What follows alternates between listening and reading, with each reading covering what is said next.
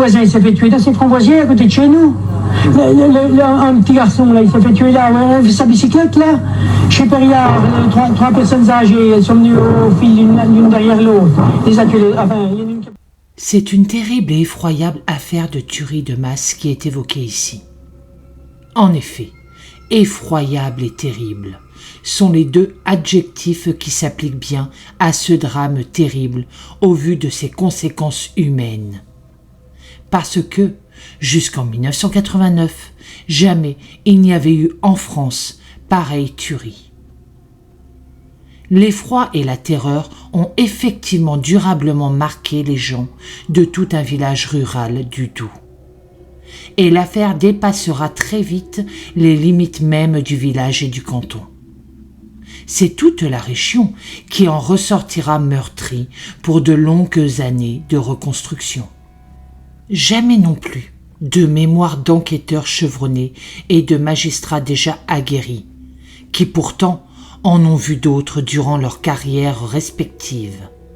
Un homme, agissant tout seul, n'avait autant propagé la mort, de surcroît en si peu de temps, avec méthode et détermination, avec aussi cette froideur et cette détermination de tueur totalement désincarné qui glace le sang.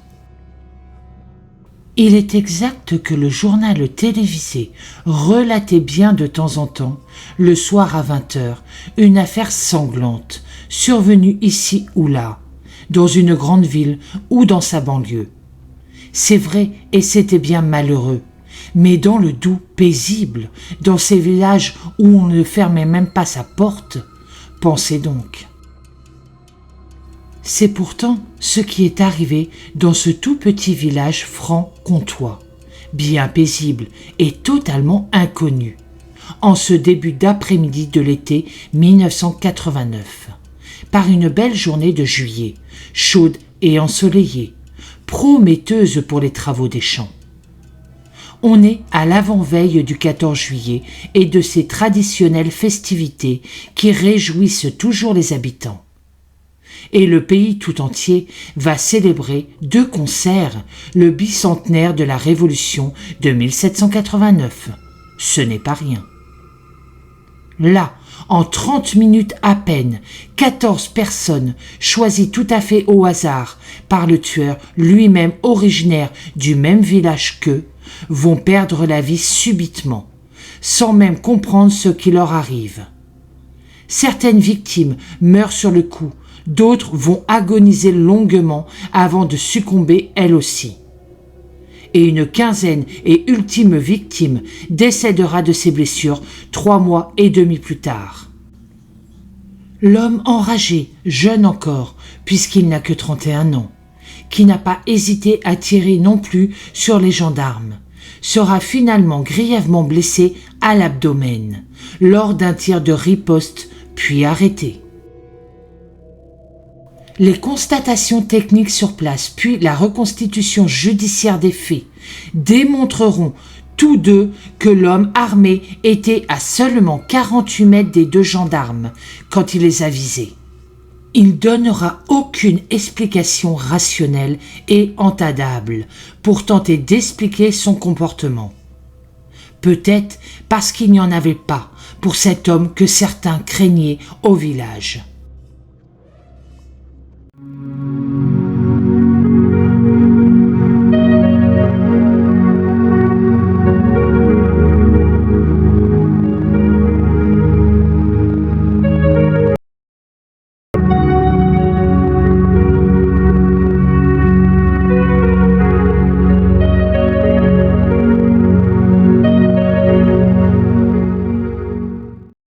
Aloha, j'espère que vous allez bien. On se retrouve aujourd'hui pour une affaire effroyable, la tuerie de Luxiol. Oui, c'est la Cana du futur, je suis en train de m'apercevoir en faisant le montage qu'il y a très peu de photos. Donc je vais faire de mon mieux. J'ai eu une idée, alors je ne sais pas si elle vous plaira, par rapport à Google Earth. Donc on va retracer le chemin de ce tueur dans ce village.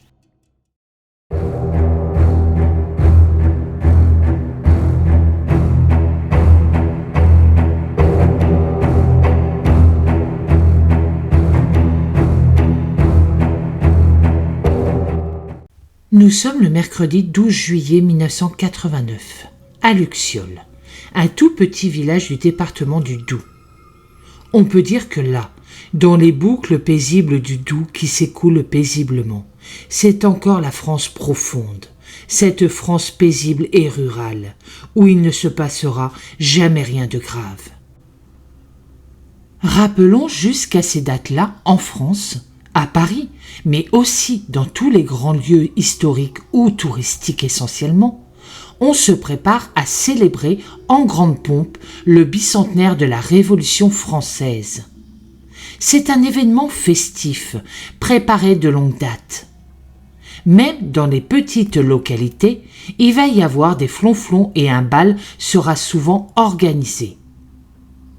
Et le 13 juillet au soir, le président de la République, M. François Mitterrand, doit inaugurer, là aussi avec beaucoup de vaste, le nouvel opéra parisien, l'Opéra Bastille, bel édifice contemporain situé dans le 12e arrondissement de la capitale. L'activité du bourg de Luxiol est uniquement rurale et depuis toujours. Ici comme ailleurs, la vie tourne entre bêtes et champs, rien d'autre. Quelques jeunes, souvent fils, gendres et filles de familles d'agriculteurs, travaillent cependant déjà dans le tertiaire, à l'extérieur de la commune, car on sait bien qu'ici, les fermes ne nourrissent plus toute une famille. Tout le monde ici au village se connaît, ou est parent, de près ou de loin, parmi les quelques 128 habitants que compte le village. On pourrait dire que c'est une grande communauté, soudée, fraternelle.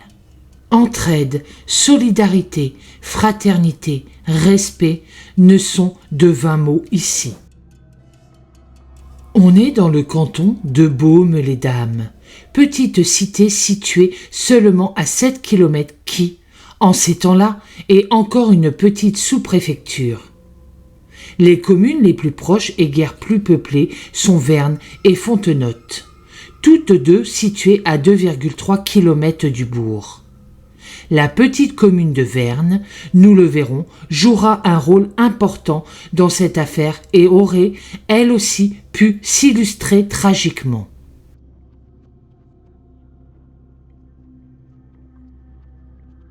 Quant à la préfecture, Besançon, la grande ville où l'on se rend de temps en temps pour un rendez-vous chez le médecin ou pour diverses affaires, elle est située à 45 km à l'ouest. C'est déjà un périple que d'y aller. Sinon, alentour, presque à perte de vue, ce sont des champs de culture, des prairies et des bois. On est aux environs de 360 mètres d'altitude, sur ces tout premiers contreforts jurassiens. Notons enfin que l'autoroute A36, récemment construite, appelée la Comtoise, qui va désormais de Beaune en Côte d'Or à Mulhouse en Alsace, passe tout au sud de la commune, où l'échangeur de Beaune-les-Dames n'est pas très loin.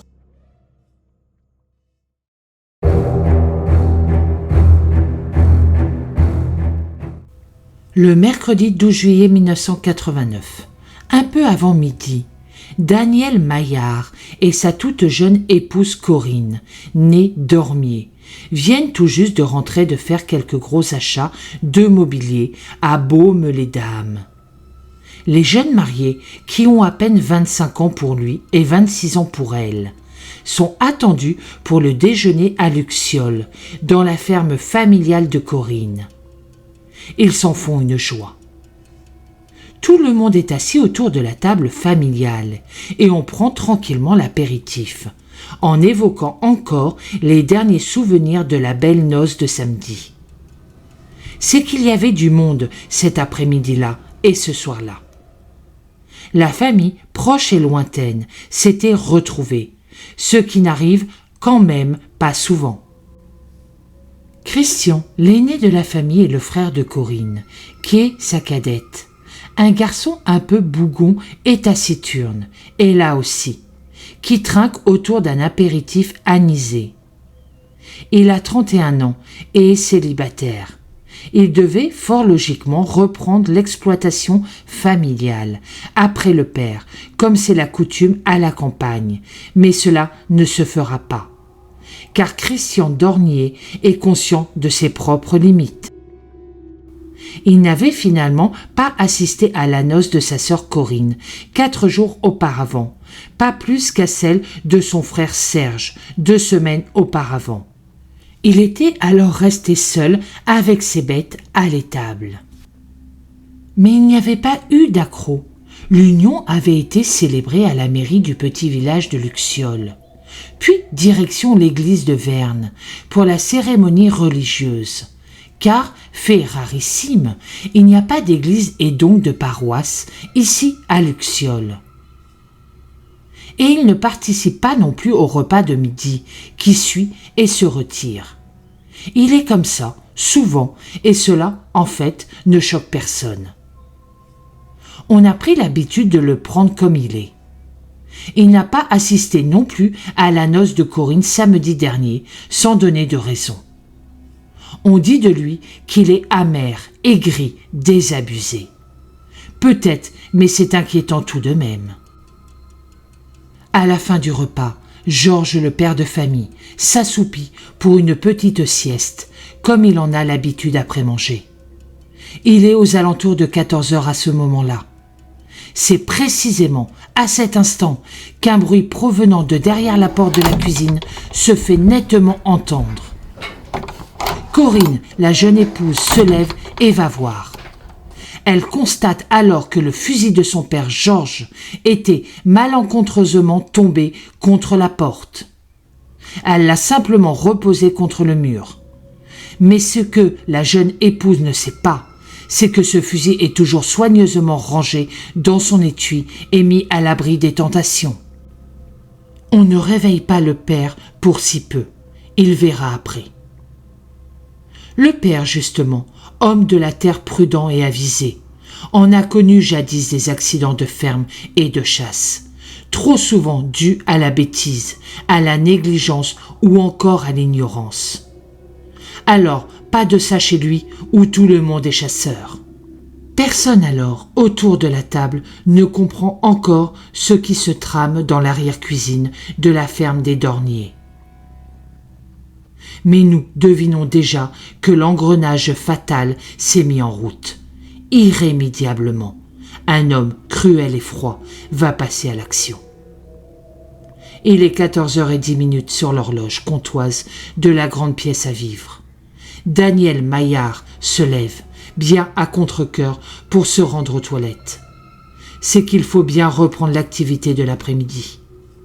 Il perçoit distinctement un premier coup de feu, puis un second, mais les confond avec les derniers ballons de baudruche du mariage, encore accrochés ici et là, depuis samedi dernier, depuis la noce.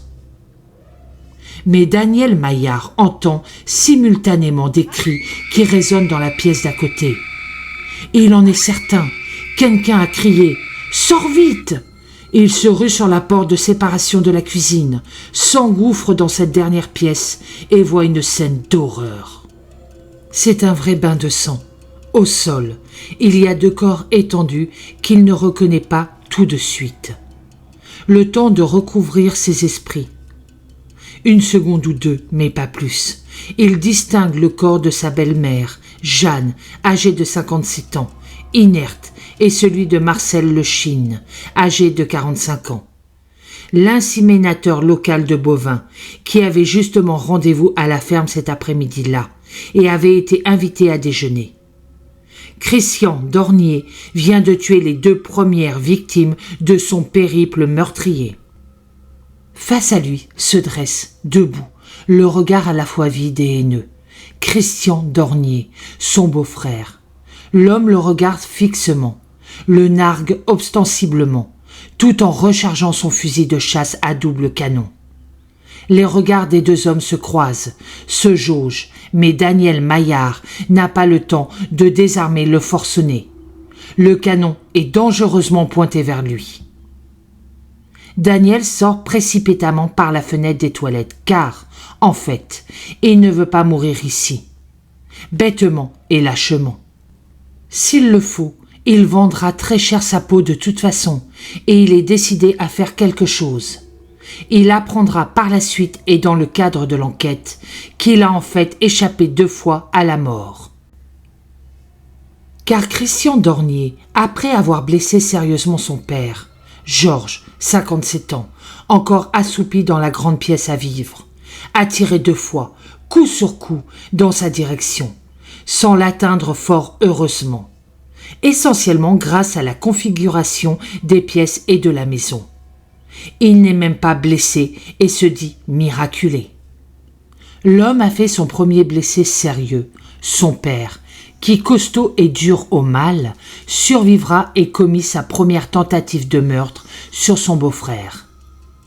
Dehors, Joël Clause, le fils du maire, voisin proche de la ferme des Dornier, qui a tout vu également, s'empare instinctivement d'un fusil de chasse, tire une première fois en direction de Christian Dornier et le blesse au cou, sans gravité.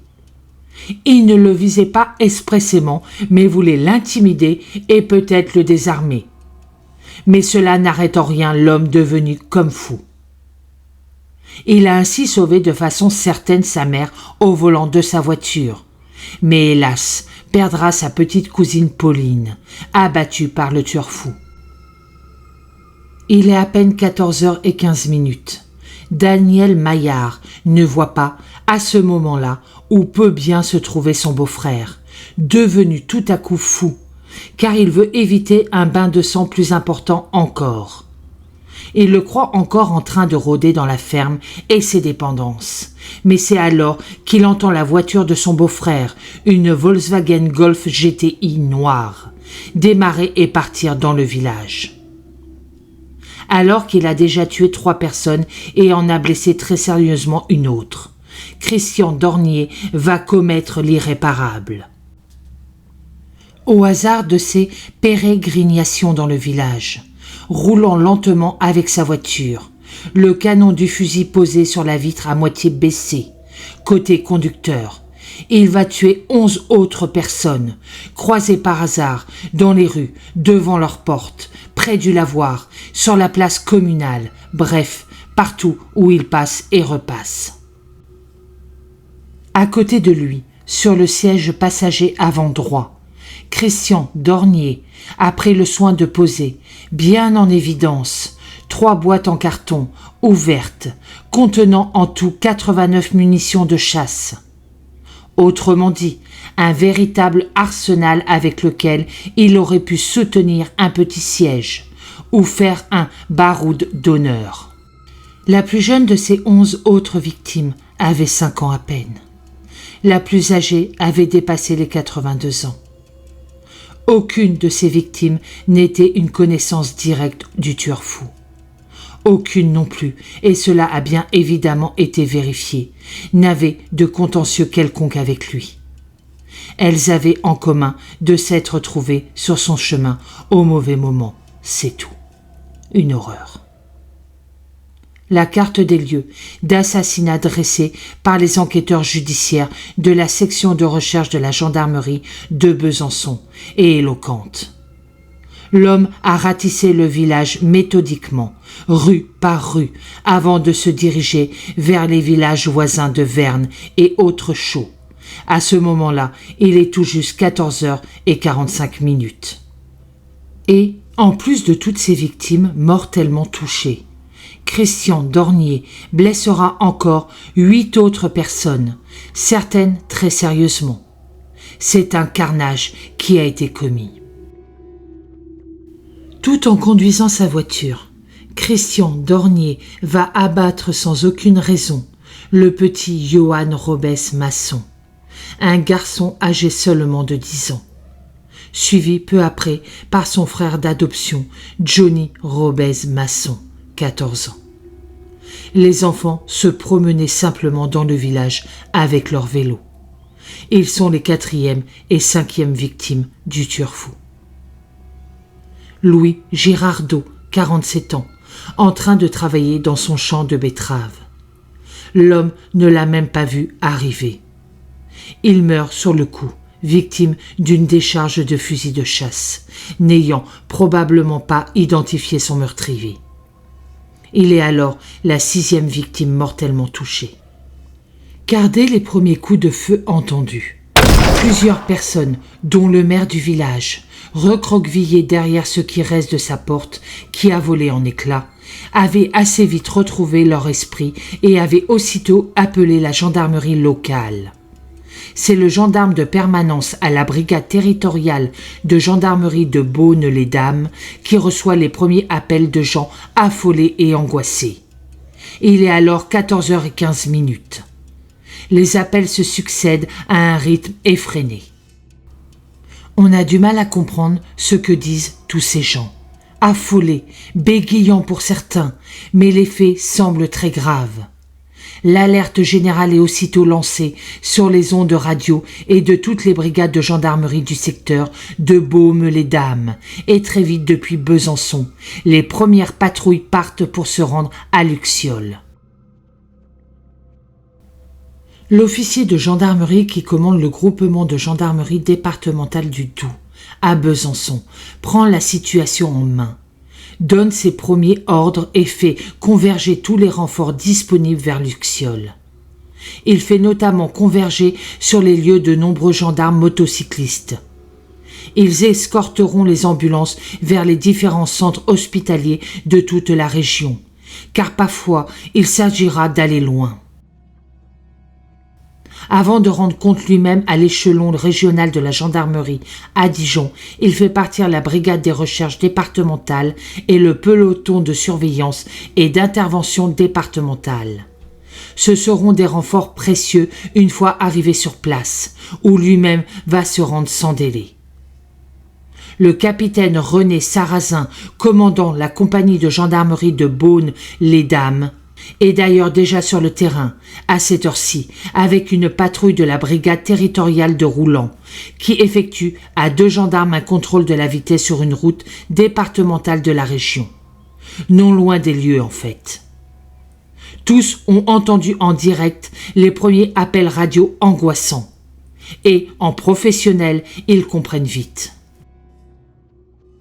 Ils plient en catastrophe leur matériel et se dirigent très rapidement vers le petit village de Luxiol. Et c'est là, sur la route de Verne, petit village voisin vers lequel se dirige le tueur fou, que les gendarmes aperçoivent le véhicule signalé qu'ils croisent. Immédiatement, ils opèrent un demi-tour et se mettent en chasse. À l'entrée du village de Verne, qu'ils aperçoivent au loin, ayant déjà dépassé les dernières maisons de Luxiol, le tueur fou avance plus lentement, le canon du fusil dépassant toujours de la fenêtre du conducteur. Il est exactement 14h25 dans l'après-midi chaude et étouffante du Doubs. Poursuivant sa route, il abat encore Georges Pernin, 40 ans, instituteur à Haute-Chaux, un village voisin, ainsi que Marie-Alice Champroy, âgée de 46 ans, l'épouse du maire de Valois, et Pierre Boeuf, 48 ans. Ils sont les 7e, 8e et 9e mortellement touchés. Puis, sur une distance de 300 mètres à peine, Christian Dornier va ensuite tuer sans aucune hésitation Stanislas Périllard, 79 ans, sa sœur Marie, 81 ans, Louis Cuéneau, 67 ans, Louis Liard, 50 ans, dont l'épouse vient tout juste d'être abattue, et enfin, près du lavoir et de la petite fontaine, la petite Pauline Fèvre-Pierret, 5 ans. Elle agonisera dans les bras d'une voisine. Ils sont les 10e, 11e, 12e, 13e et 14e victimes mortellement touchées. L'homme s'apprête à poursuivre ses exactions dans la seconde commune située sur son itinéraire meurtrier. Les gendarmes, qui attendent par le biais de leur poste radio les informations qui tombent, telle une fatalité, comprennent en un instant qu'il faut le stopper à tout prix, avant qu'il ne pénètre dans le hameau. Sinon, il y aura une deuxième scène de crime, un second carnage. Mais l'homme, chasseur et observateur, a également aperçu la silhouette bleue de la voiture des gendarmes, qui progresse rapidement derrière lui, et va le rattraper. Instinctivement, tel un animal traqué, l'homme arrête son véhicule en plein milieu de la chaussée, sort en sueur, car il a sans doute eu très chaud dans cette petite voiture peu ventilée. Fusil chargé à la main et tire aussitôt sur la patrouille des gendarmes qui viennent de faire les sommations réglementaires. Il n'en a cure, il tire pour tuer.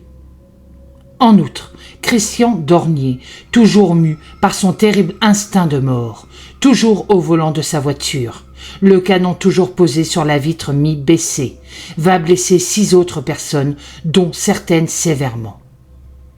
D'entrée, en croisant le tueur fou, n'ayant même pas eu le temps de se protéger, le capitaine René Sarrazin est sérieusement blessé, au bras gauche, mais il peut quand même continuer à donner ses ordres à ses personnels et gérer la situation qui évolue sans cesse.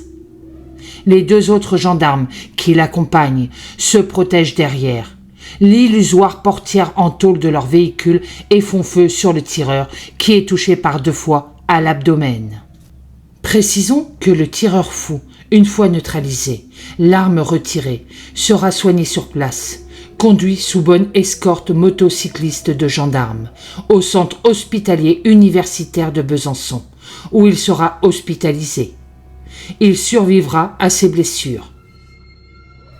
Au niveau des services de secours, essentiellement des sapeurs-pompiers départementaux, il en est de même. L'officier de permanence du centre de secours principal des sapeurs-pompiers de Baume-les-Dames fait déclarer tous les personnels disponibles déjà présents à la caserne à 7 heures de début d'après-midi. Rappelle les renforts, rend compte au service départemental d'incendie et de secours, le SDIS de Besançon. Là, on va diriger une manœuvre complexe, évolutive de surcroît, en faisant converger vers Luxiol tous les moyens départementaux et même extra-départementaux, disponibles et nécessaires sur place, demandés par le premier échelon local qui a déjà rendu compte à maintes reprises. Le département de la Haute-Saône, frontalier, fournira diverses ambulances venues notamment des centres de secours principaux de Vesoul et de Lure. Outre plusieurs fourgons de premiers secours et plusieurs véhicules d'assistance divers, armés par du personnel de toutes les casernes du département du Doubs, une vingtaine d'ambulances des sapeurs-pompiers arriveront sur place. Le SAMU départemental de Besançon déploie également tous ses moyens disponibles. Les médecins savent, par expérience, que les blessures par balle et a factoriori par arme de chasse sont très souvent graves et doivent être traitées au plus vite, car elles engagent le pronostic vital des victimes. Ici, Christian Dornier s'est servi de cartouches de plomb pour gros gibier et de balles à ailettes. Toutes 2 sont des munitions mortelles pour un être humain. Sous l'autorité du sous-préfet local qui se rend aussitôt sur les lieux et du préfet du département qui va arriver, porteur d'un message du Premier ministre, M. Michel Rocard, tenu informé en temps réel, les plans rouges des sapeurs-pompiers et plans blancs hospitaliers sont déclenchés simultanément. Ils permettent la conjonction de moyens importants et une anticipation quant à l'arrivée massive de victimes.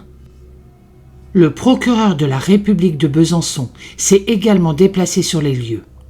Il ouvre une enquête en flagrance pour meurtre et tentative de meurtre, enquête qu'il confie aux forces de gendarmerie du département du Doubs et en particulier à la section de recherche de la gendarmerie de Besançon. À Luxiol, c'est la consternation et l'effroi. À la demande expresse des gendarmes et des sapeurs-pompiers, on n'a touché à rien au plus près des victimes décédées. Les constatations judiciaires et médico-légales vont être longues, très longues, égrénant une à une les heures de l'après-midi. Les rues sont encore jonchées de cadavres et de personnes blessées par fusil de chasse, qu'on relève une par une. Par un pur effet de hasard, les journalistes de l'Est éclair ont été avisés presque en même temps que les gendarmes. En effet, un automobiliste avise le journal par téléphone d'un accident grave au carrefour de Luxiol avec des morts. Un coup de fil plus tard, le gazetier local a la confirmation des faits par les gendarmes de Beaune-les-Dames. Avec un photographe, il se rend aussitôt sur les lieux et couvrira dès lors l'événement. À l'heure du bilan, dans la minuscule salle du conseil, à la mairie, aménagée en toute hâte en salle de crise improvisée, on va dénombrer, une à une, les victimes de ce coup de folie d'un agriculteur. 14 personnes, dont 3 enfants, ont trouvé la mort cet après-midi même, dans le village en moins de 30 minutes. 8 autres ont été blessés et seront toutes hospitalisées. Notons enfin qu'une 15e victime, Juliette Perriard, 82 ans, gravement blessée d'un tir de la part du tueur fou, devenue inconsolable suite à la perte de son frère et de sa sœur, qu'elle a appris alors qu'elle-même était hospitalisée dans un état sévère, décédera de ses blessures le mardi 31 octobre 1989. Christian Dornier a ainsi tué de sang-froid 15 personnes.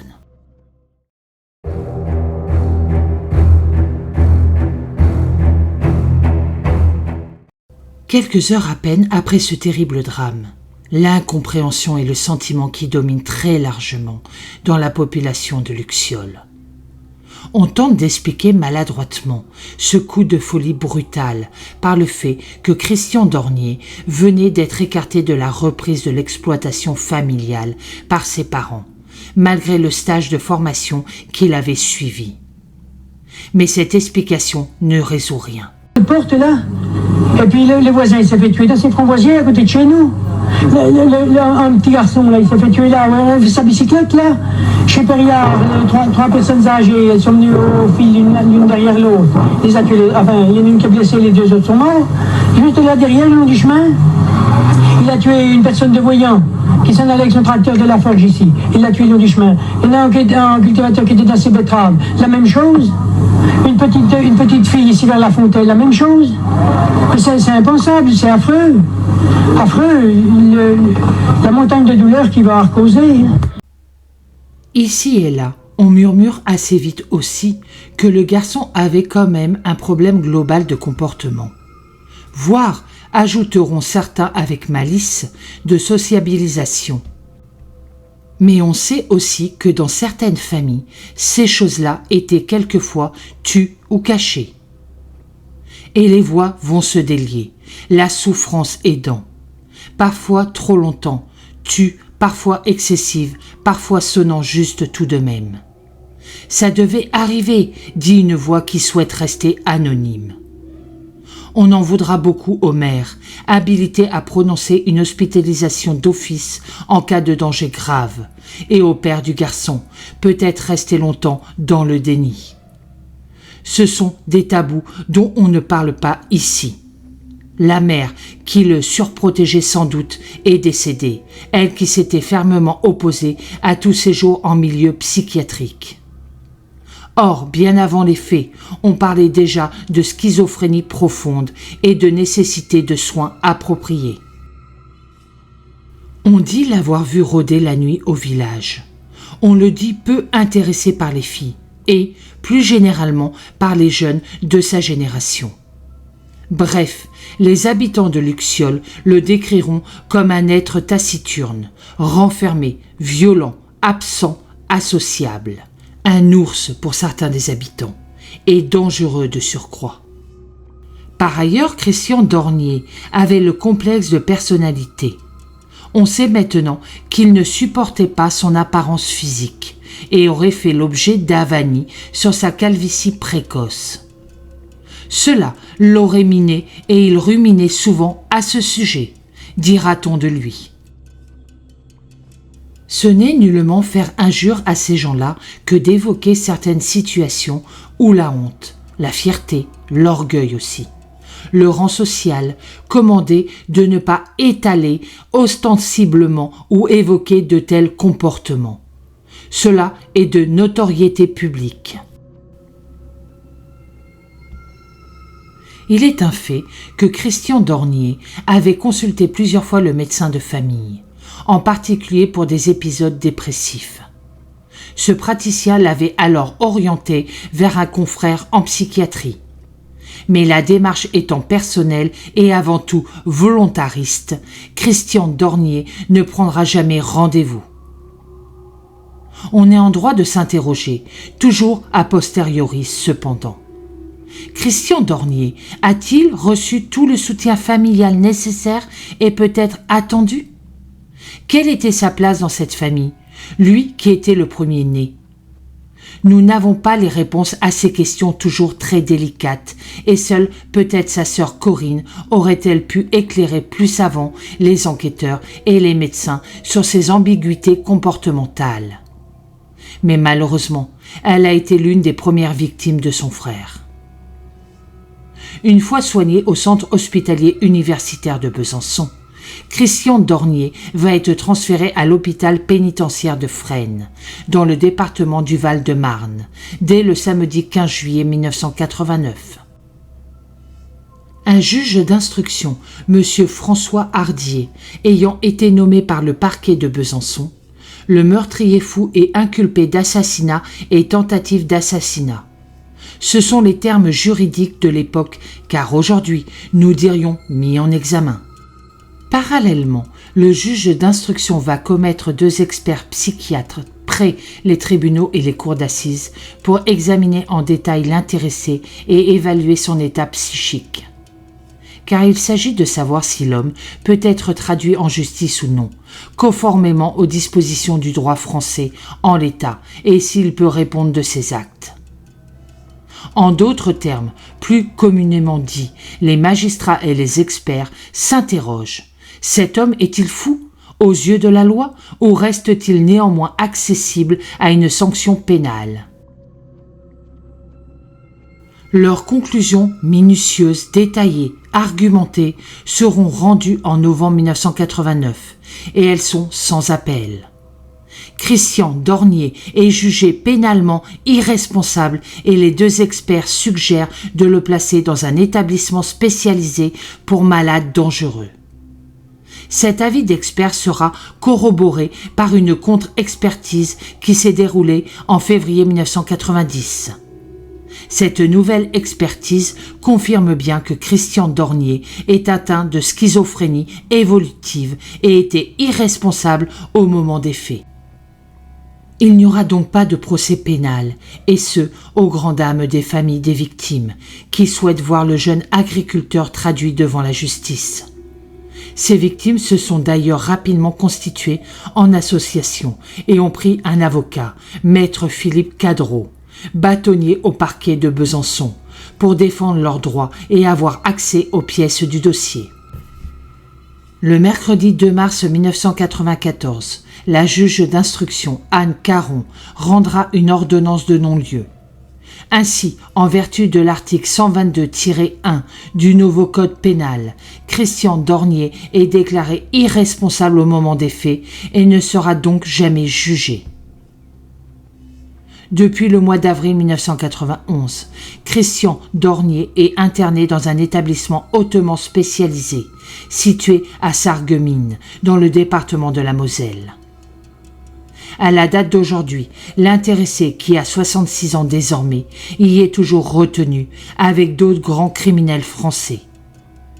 En sortira-t-il un jour et pour aller où et comment vivrait-il ? J'espère qu'il ne sortira jamais. Et j'espère que toutes ces victimes reposent en paix. C'est la fin de cette effroyable affaire. Je vous souhaite un très bon week-end, je vous dis à bientôt dans une prochaine vidéo et surtout, prenez soin de vous.